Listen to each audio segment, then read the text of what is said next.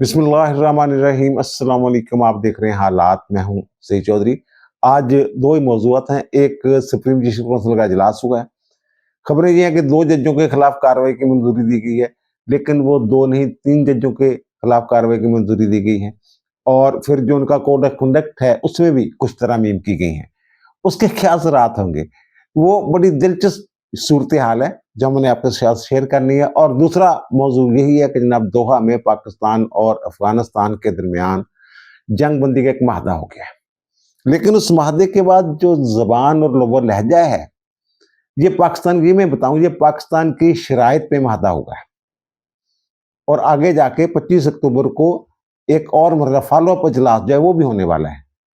लेकिन जो अफगानिस्तान वाले हैं, अफगान रजीम है, तालिबान रजीम, उसका लबो लहजा कुछ ऐसा बदला है कि एक मरतबा फिर उन्होंने ड्यूरन लाइन वाला जो मामला है वो छेड़ दिया है और लरो बार अफगान वाला नारा जो है दोबारा लगा दिया है। ये जो सूरत हाल है ये मैं शुरू से आपके सामने रखता हूँ। वहां हुआ क्या है दोहा में, पाकिस्तान क्या शराइत लेके गया था, अफगानिस्तान वालों की क्या शराइत थी, ये सारी सूरत हाल। अच्छा, वो वहां जो इजलास हुआ ना दोहा में, वो फिर जो कतर ने एक प्रेस रिलीज जारी की है उस पर भी इनको तराज है, उसके अल्फाज पे, ये जो अफगान वाले हैं, अफगानिस्तान वाले हैं। अच्छा, वो बहरहाल वो जनाब ये कोई 13 घंटे तवील मुज़ाकरात हो गए।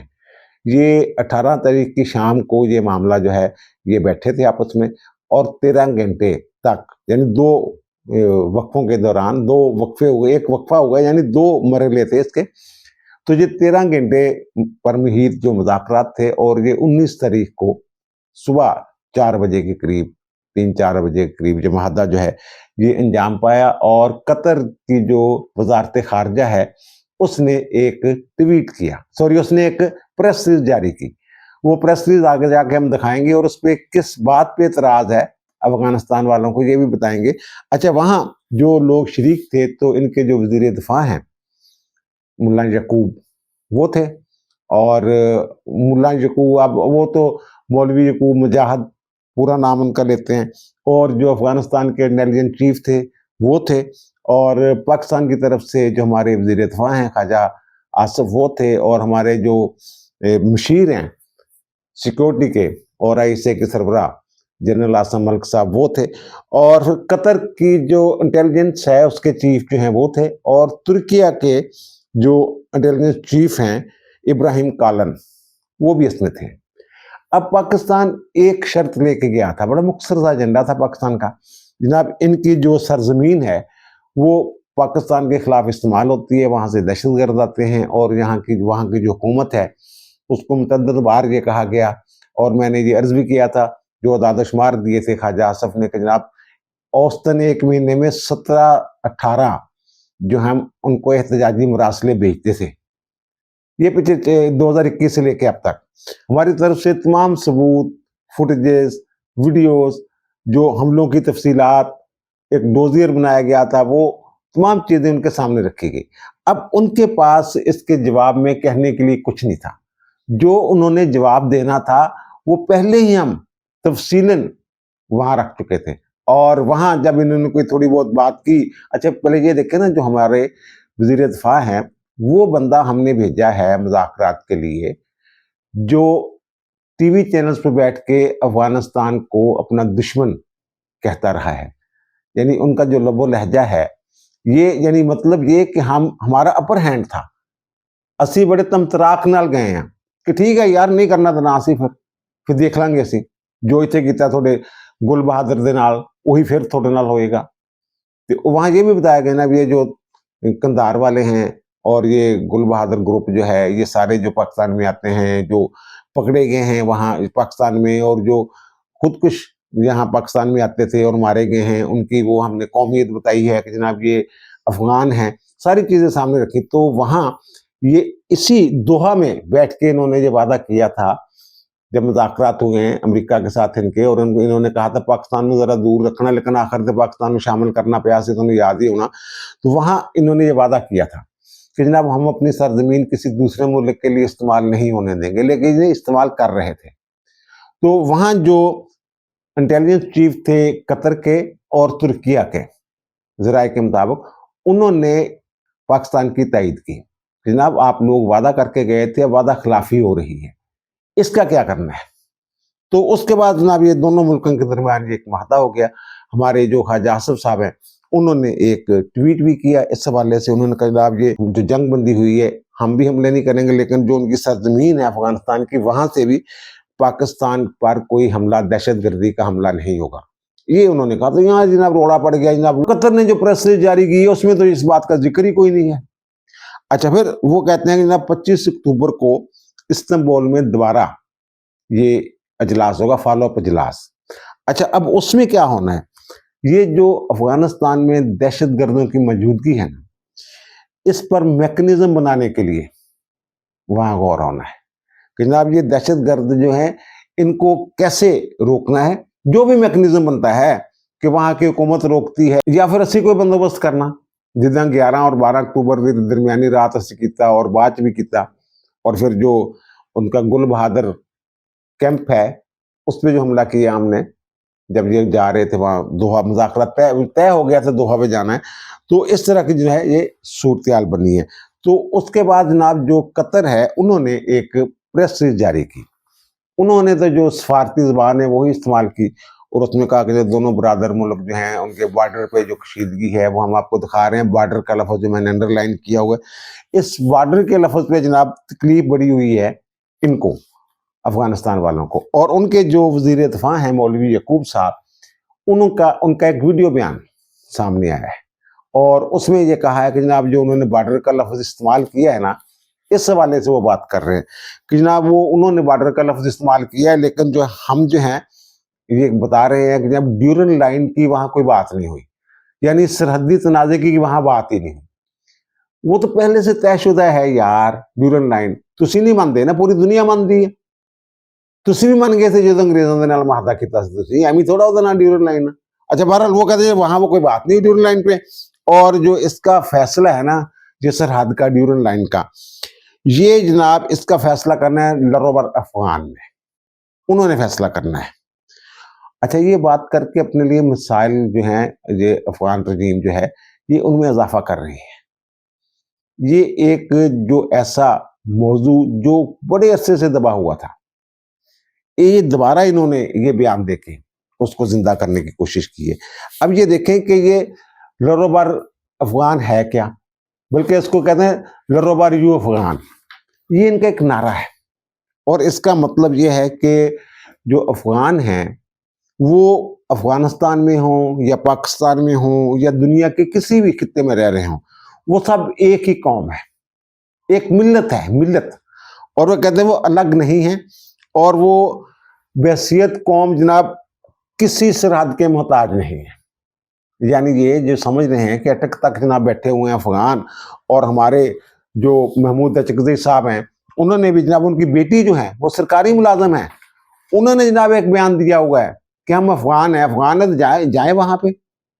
अच्छा, ये इनकी न कदर मंजिलत बाज़ औक़ात जो है हमारे दिलों में वो इज्जत हम करते हैं इनकी जनाब, बाज़ औक़ात आइन की बात करते हैं, महमूद अचकज़ई साहब इलेक्शन भी लड़ते हैं, आइन को ही मानते हैं, लेकिन बात कुछ ऐसी करते हैं ना जो दिल चीर जाती है। जो पहले जब ये जवानी के दौर में जो इनके बारे में ख्याल था कि जनाब ये तो वो हैं, और ये मुझे लग रहा है वो ही हैं।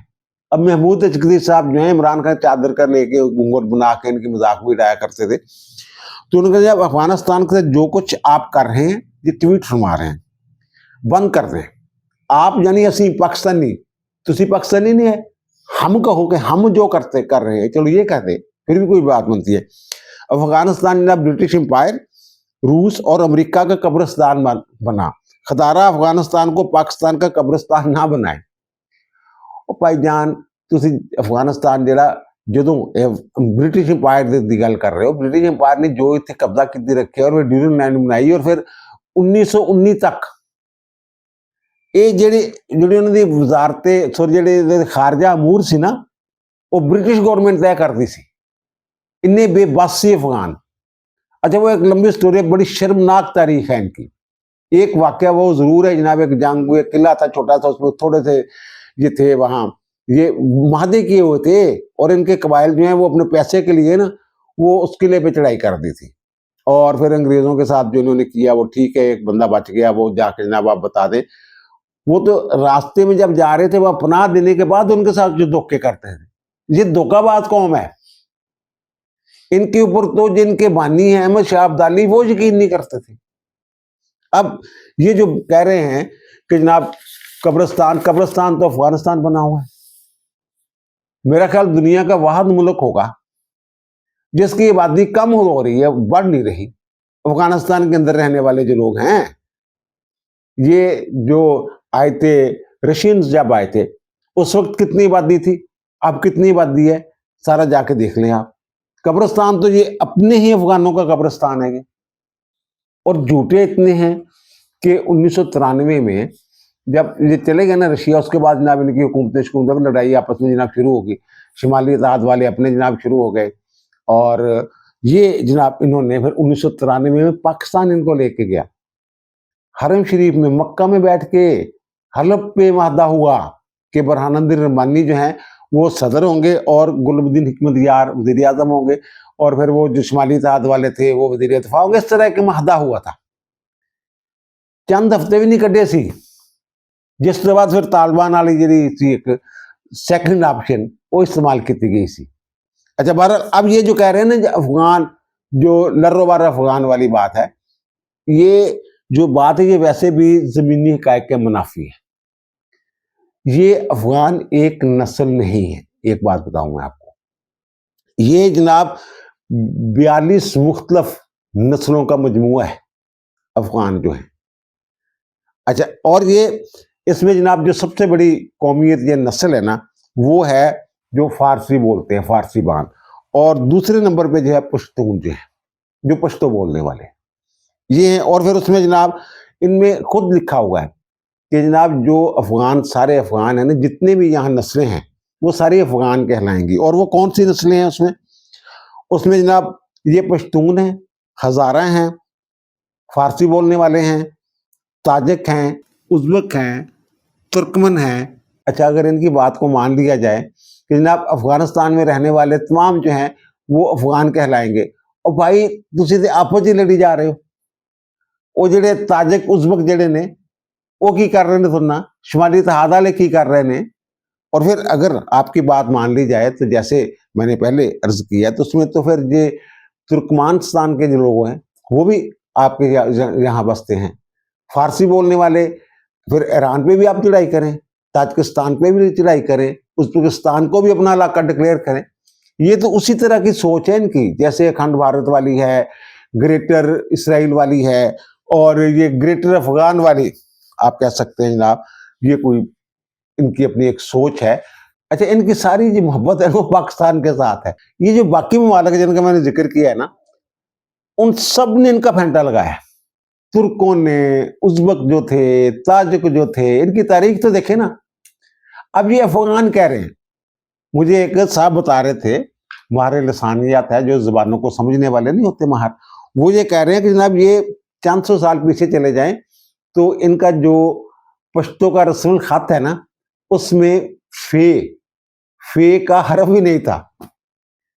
फिर अफगानिस्तान कहां से आ गए, अफगान कहां से आ गए जब फे ही नहीं था? भाई साहब, ये लातों के बूत हैं, बातों से नहीं मानना इन्होंने। जो इनको फेंटी लगाते हैं उसके ये ताबेदार होते हैं। जो मैंने बताया ना, तुर्कों ने फेंटा लगाया, उज़्बेकों ने फेंटा लगाया, तुर्कमानियों ने फेंटा लगाया, पश्तो बोलने वालों ने फेंटा लगाया, तो उनके ये ताबेदार रहे। यार अमेरिका जो है वो कहते कब्रिस्तान बना अमेरिका का। अमेरिका ने कितने साल हुकूमत की है और कितने दिनों में उन्होंने फतह किया था। तोरा बोरा जो है वो क्या किया था, कितनी लाशें, वो कहाँ भागे थे, ये कहाँ पनाह ली थी? हमने पनाह दी थी, या कुछ ईरान ने पनाह दी थी। ईरान ने तो अब जो उनको निकालना शुरू किया, वो हमने भी निकालना शुरू किया। अगर सरहद बंद हो जाती है हमारी, 10 दिन सरहद बंद रहे, 75% जो इनका ट्रेड है वो पाकिस्तान के जरिए होता है। ये भुखे मर जाएंगे। एवं बस जी गल करती ना मुला यकूब साहब ने, ये देखना तुसी इतने जो 25 अक्तूबर गल होगी ना इस्तांबुल दे विच, ते मेरा ख्याल इन्होंने एक ऐसा मौजू छेड़ता शायद असं उत्ते गल ही ना करते, लेकिन हुण गल करनी पेगी सानू उत्थे कि जनाब तुसीं ड्यूरो लाइन वाला पहलों गल करो, फिर इस देखते हैं। ਅਸੀਂ ਦੇਖਦੇ ਹਾਂ ਡਿਊਰਨ ਲੈਣੇ ਅਸੀਂ 25 ਕਿਲੋਮੀटर ਅੱਗੇ ਲੈ ਕੇ ਜਾਣੀ ਜਾਂ ਪਿੱਛੇ ਲੈ ਕੇ ਆਣੀ है, यही नहीं मनना। अजीब यार कौम हैगी है, समझ नहीं आती। और हमारे यहाँ जनाब हमदर्द बड़े हैं इनके। वो देखें जनाब मोहसिन नकवी ने, जनाब पीसीबी ने, वो पाकिस्तान क्रिकेट बोर्ड ने क्या जनाब कर दिया कि जनाब जो PSL नहीं खेल सकेंगे जो उनके खिलाड़ी कर दें कि नहीं सर नाल तुझे नहीं देखा। वो कहते पाकिस्तान टीम नहीं भेजनी, जो सह मुल्की जो नहीं हो रही थी पाकिस्तान में सीरीज, तो हमने फिर एक और मुल्क को ले लिया। इन्हां दे नाल यही सलूक होना चाहिए, नरमी मुहब्बत भाईचारा। वो मैनू नहीं लगता कि ਉਹਦੇ ਨਾਲ ਅਸੀਂ ਉਹ देखो ना इसराइल ਜਿਹੜਾ ਉਹਦੇ ਬਾਰੇ ਕਿਹਾ ਸੀ ਕਿ ਉਹਦਾ भी कोई दीन मजहब नहीं हैगा, वो पाबंद नहीं हैगा। गजा ਦੇ ਫਿਰ हमले शुरू करते हैं बगैर किसी गल ਤੋਂ। हमास वाले ਕਹਿੰਦੇ ਅਸੀਂ जनाब एक किसी सिख ਦੀ ਜਿਹੜੀ खिलाफवर्जी नहीं की, इन्होंने फिर जनाब उत्ते बमबारी शुरू करती।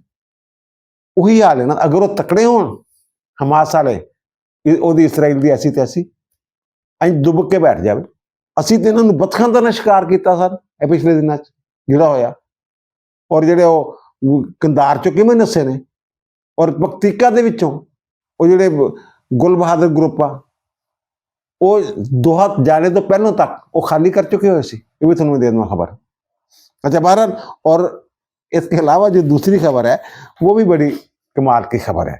जनाब सुप्रीम जुडिशल काउंसिल का इजलास हुआ। अच्छा ना, ये कह रहे हैं कि 2 जजों के खिलाफ कार्रवाई का फैसला है, 2 नहीं 3 जजों के खिलाफ कार्रवाई का फैसला होगा। और उसमें दिलचस्प बात यह है काउंसिल के इजलास में जस्टिस मंसूर अली शाह साहब और जस्टिस मुनीब अख्तर साहब ये खुद वहां चल के नहीं आते, बल्कि वीडियो लिंक के जरिए उसी इमारत के अंदर बैठ के जनाब ये शरीक हो रहे हैं इस इजलास में।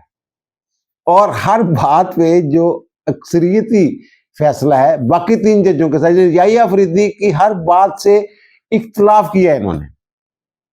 अच्छा, उन्होंने इनकी कुछ बातों से इत्तेफाक किया है बाकी 3 जजों ने। एक तो चीफ जस्टिस होते हैं, 2 सीनियर तरीन जज होते हैं सुप्रीम कोर्ट की, और फिर 2 सीनियर तरीन चीफ जस्टिस साहबान चारों हाई कोर्ट्स में, बल्कि 5 हाई कोर्ट्स में। तो ये जनाब लाहौर हाई कोर्ट की आलिया नीलम साहबा जो है वो मेंबर हैं उसकी, और इस्लामाबाद हाई कोर्ट के जस्टिस सरफराज डोगर साहब वो मेंबर है। तो अब उसके ना जो इजलास के 2 हिस्से हैं। जो पहला हिस्सा है ना, उसमें जो जजों के खिलाफ आला अदालत हाई कोर्ट्स के जजों के खिलाफ जो थी ना शिकायतें, उसमें 67 शिकायत जो हैं उनका जायजा लिया गया, और 65 जो हैं वो मुस्तरद कर दी गई। ये वो वाला इजलास है जिसमें सरफराज डोगर साहब एज मेंबर जो हैं वो शरीक थे इसमें। तो उसके बाद जनाब एक जो है दरखास्त जो है वो शिकायत जो है वो मौखर कर दी गई, 6 दिन बाद देख दिया चूंकि गल हैगी है। और एक पे कार्रवाई जो है उसकी मंजूरी दी गई, एक पे मजीद। जो पहला इजलास हुआ है जिसमें सरफराज डोगर साहब मौजूद थे, फिर सरफराज डोगर साहब ने कहा जनाब ये जो उनके खिलाफ मैं केस सुन रहा हूँ जो तारक महमूद जहांगीरी का, वो 21 अक्टूबर को लगा हुआ है मेरे पास, तो मैंने जनाब वो वाले मामला वो मैंने नहीं देख रहे। तो उन्होंने माजरत कर ली, वो उठ गए। फिर उसकी जगह जो सीनियर तरीन जज उनके बाद चीफ जस्टिस बनते हैं वो पेशावर हाई कोर्ट के SM अतीक शाह साहब, फिर उनको लाया गया। तो वहां जो इस्लामाबाद हाई कोर्ट, फिर दूसरे मरहले में 7 जजों के जो खिलाफ शिकायत थी उन पर गौर किया गया, और उनमें जो 5 शिकायत हैं वो मुतफिका तौर पे उनको दाखिल दफ्तर करने के लिए मंसूर अली शाह और मुनीब अख्तर ने कहा, और बाकियों ने इत्तेफाक किया। ये किसी से इत्तेफाक नहीं कर रहे थे दोनों जज साहबान जो हैं। तो जनाब फिर 2 शिकायत जो हैं वो रह गई हैं जनाब इस्लामाबाद हाई कोर्ट के। अब इसमें जो वो लोग जो इनके खत जो है एक दिन पहले लीक कर दिया करते थे, यानी कि सुप्रीम जुडिशल काउंसिल में पहुंचने से पहले खत जो है वो जनाब छप जाता था, या जो चीफ जस्टिस के नाम खत लिखे जाते थे सुप्रीम कोर्ट के जजों की तरफ से, वो खत जनाब पहले ही बाहर आ जाते थे। वो ये कह रहे इसमें एक नाम पे तो सबका इत्तेफाक है कि वो तारक महमूद जहांगीरी साहब हैं, जाली डिग्री वाला जो मामला है। और दूसरे जो 2 नाम है ये खुद ही आपस में कर रहे हैं कि जनाब वो एजाज उसाक खान साहब हैं या फिर वो मोहसिन अख्तर कैनी साहब हैं, दोनों के खिलाफ शिकायत है। अच्छा, ये जो है ना अब नोटिस जारी होगा तो फिर पता चलेगा। अच्छा, अब जो एजाज उसाक खान साहब है ना, इनके बारे में क्या मुझे एक साहब कह रहे थे, बड़े माहिर कानूनदान है, तो उन्होंने कहा जनाब उनके खिलाफ तो रेफरेंस बनता नहीं, मोहसिन कैनी के खिलाफ बनता है, और एजाज खान के ऊपर तो ये इल्जाम है कि जब उन्होंने जो कोई फैसला था महफूज किया काफी अरसे, तो फिर जनाब यानी ये इंसाफ में ताखीर की उन्होंने, एक बात की उन्होंने। और दूसरी बात वो नामूस रसालत वाला जो केस है जनाब, इन्होंने इसको जनाब कहा जनाब ये इसकी जो कार्रवाई है वो लाइव नशर होगी, ये इन्होंने कहा कि इंतजाम किया जाए, और लाइव नशर की। और फिर इन्होंने ये बात भी की, वो कहते हैं लाइव ने वो तो जुडिशियल ऑर्डर उन्होंने पास कर दिया, इसमें क्या प्रॉब्लम है। ये मैं बताता हूँ क्या प्रॉब्लम है इसमें। ये जो इस्लामाबाद हाई कोर्ट के रूल्स की खिलाफ वर्जी है, ये इन्होंने जो लाइव स्ट्रीम की बात की कि लाइव दिखाया जाए। ये आपको याद होगा कि जब 2023 में जस्टिस काजी फाइज जैसा चीफ जस्टिस बने ना, सबसे पहले उन्होंने जो केस लगाया था वो था supreme court practice procedure act. तो ये सितंबर 2023, 19 नंबर की मेरे ख्याल बात, 19 नंबर 2023 को ये केस जो है ये फुल कोर्ट में लगा था, और वो फुल कोर्ट जो है उसने वो लाइव दिखाया गया था पूरा, वो जो उसका केस की जो कार्रवाई थी। तो वो अदालत ने, ये चीफ जस्टिस ने इजाजत नहीं दी थी उसकी, उससे पहले फुल कोर्ट का इजलास हुआ था और फुल कोर्ट ने मंजूरी दी थी, तब वो लाइव दिखाना शुरू हुआ है सुप्रीम कोर्ट, और इन्होंने अपने तौर पे फैसला कर लिया। ये भी जो इस्लामाबाद हाई कोर्ट के जो फुल कोर्ट है उसने ये फैसला करना था, रूल्स में ये शामिल करनी थी कि जनाब अदालत चाहे तो लाइव दिखा सकती है अपनी कार्रवाई। इन्होंने बहरहाल इन्होंने ये भी कहा हुआ है कि जनाब 26 में आईनी तरमीम के हवाले से जनाब जज जो हैं वो, मैं हैरान हूं कि वकील जो है वो एहतजाज क्यों नहीं कर रहे, निकल क्यों नहीं रहे, ये बात इन्होंने की हुई है। तो फिर सुप्रीम कोर्ट जो उन्होंने जो कोड ऑफ कंडक्ट है उसमें जो तरामीम की हैं वो भी मैं बात करता हूँ कि उससे ये लोग कैसे मुतासर होंगे, कैसे फंसेंगे।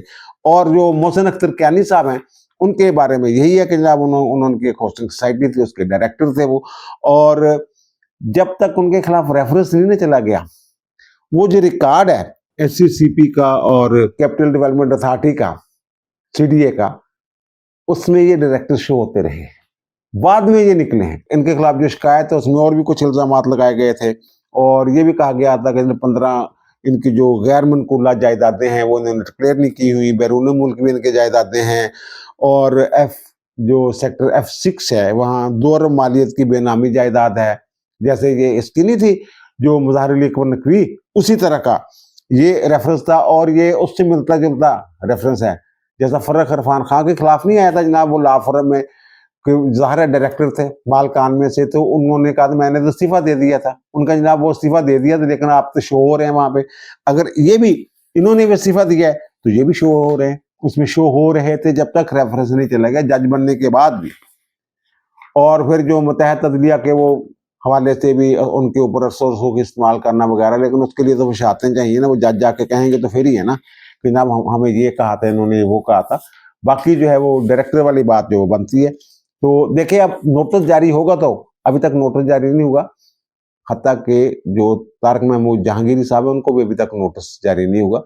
मुज़ाहरा नोटिस जारी शायद आज हो जाए, तो नोटिस जारी होगा तो फिर पता चलेगा कौन कौन से आ जाए। वो नोटिस तो मिलेगा ना, अटॉर्नी जनरल ऑफिस को भी ज़ाहिर जाना होता है, वो तो वो निकल आएगी बात।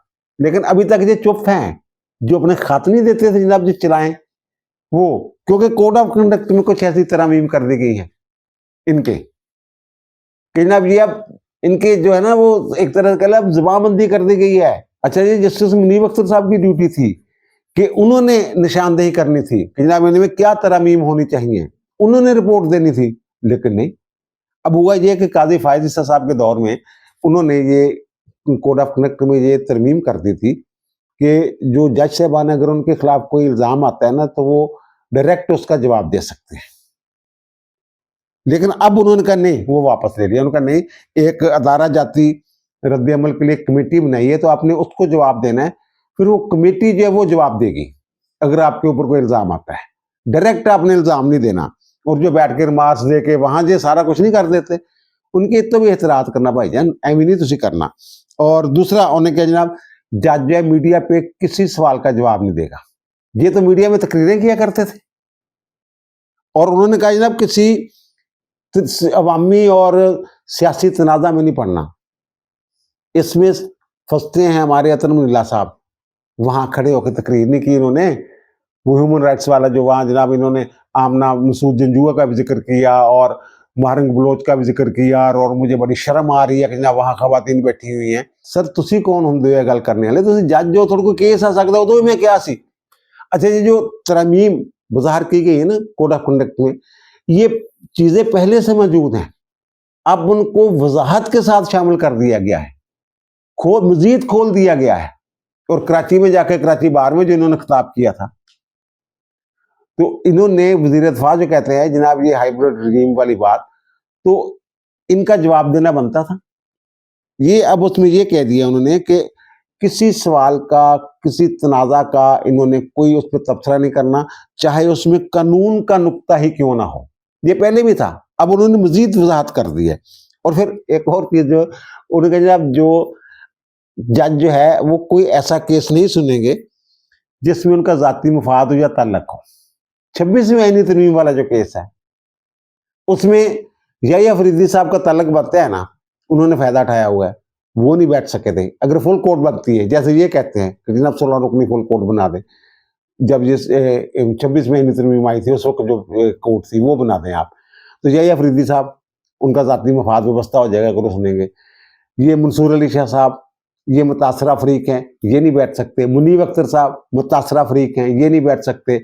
आयशा मलिक साहब मुतासरा फरीक हैं, क्योंकि अगर ये 26 महीने तरमीम ना आती तो डायरेक्ट उन्होंने फिर याया फरीदी साहब ने, जब पहले मंसूर, फिर मुनीब साहब, फिर याया फरीदी, फिर उनकी बारी आ जानी थी। मोहम्मद अली मदर साहब नहीं बैठ सकते, क्योंकि मोहम्मद अली मदर साहब पहले चीफ जस्टिस बनने का कोई चांस नहीं था। लेकिन अब 26 महीने तरमीम के बाद आखिरी जो याया फरीदी के बाद 3 लोग सामने सीनियर तरीन होंगे, उनमें मोहम्मद अली मदर साहब भी होंगे। शाद वहीद साहब नहीं सुन सकते, क्योंकि शाद वहीद साहब ने आयशा मलिक के बाद चीफ जस्टिस बनना था, वो भी नहीं सुन सकते। बार इन्होंने ये कह दिया ना वो नहीं सुन सकते और अपने ओहदे का नजायज फायदा नहीं उठा सकते जज। और वो फिर वही बात एक और उन्होंने किया, सियासी अवामी तनाज़ा में शामिल होना जज के लिए मना है। जज कारोबार नहीं करेगा, माली फायदा नहीं उठाएगा, कोई तोहफे तहाइफ कबूल नहीं करेगा। और फिर उन्होंने कहा जनाब कि अपने हलफ की खिलाफ वर्जी नहीं करेगा और काम को तेजी के साथ निपटाएगा। ये तेजी के साथ निपटाने वाली बात जो ये फिट आती है जनाब उनके ऊपर, जो अजाज रज़ा खान साहब के ऊपर, और वो जो तोहफे तहाइफ जो माली फायदे वाली बात जो है, वो जो इल्जामात हैं, इल्जामात की मैं बात कर रहा हूँ, वो मोहसिन अख्तर कैनी साहब पे फिट होती है। और फिर वो कहते हैं गैर जरूरी समाजी सकाफती और सियासी तकरीबात में शरीक नहीं होगा। जैसे ये जाते थे, मंसूर अली साहब को बड़ा खिताब का शौक था, कोई भी जनाब ला लेता था जनाब खिताब ह्यूमन राइट के नाम पे। और जनाब वो जो अतर मुनीला साहब हैं वो कहते हैं हुन नहीं।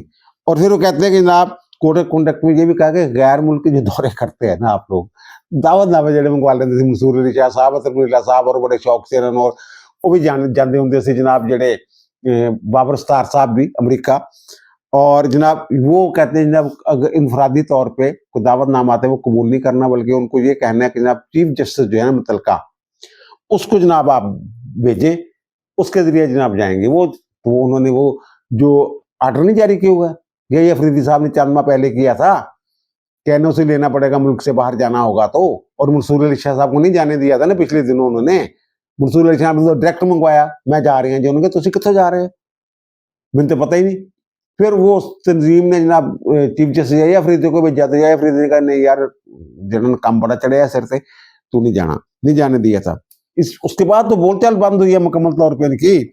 अच्छा, फिर उन्होंने ये कहा है कि जो किसी वकील की तरफ से, बार एसोसिएशन की बात नहीं की गई, किसी वकील की या फर्द की तरफ से ना अगर किसी जज के एजाज में कोई अशाइया या जहराना दिया जाता है तो वो उसमें शरीक नहीं होगा। ज़ाहिर है किसी जज के एजाज में अगर कोई फर्द या कोई वकील जो है वो ज़ाती तौर पर अशाइया देगा और जज साहब उसमें आएंगे तो उसकी तो लग जाएंगी मौजें, जिसका अशाइया या जहराना जज साहब ने कबूल किया होगा, लोग उसके पीछे भी रहेंगे। पता नहीं उसका केस लगता है, जज उसके हक में फैसला करता है नहीं करता है, लेकिन उसका तो उसकी वकालत चल पाएगी जनाब कि ए वकील दे घर फलाने जज साहब ए तकरीब फलान जज साहब आए, बड़े लोग इकट्ठे हुए थे।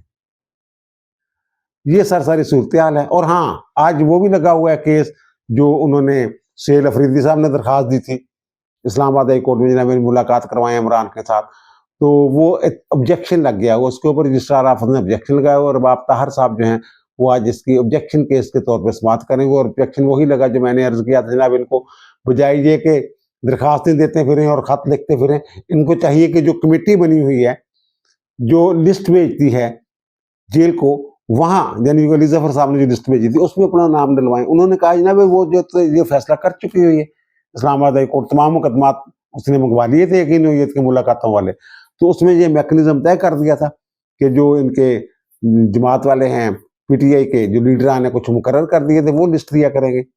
तो वहां तो आपने उनको तो फ्री की नहीं बनाया, वहां तो आपने दरखास्त नहीं दी। पर देखिए इसका क्या होता है। अब दीजिए मुझे इजाजत, दोबारा मुलाकात होगी नए व्लॉग के साथ। अल्लाह ताला आप पर मुझ पर हम सब पर मेहरबान रहे। अल्लाह हाफिज।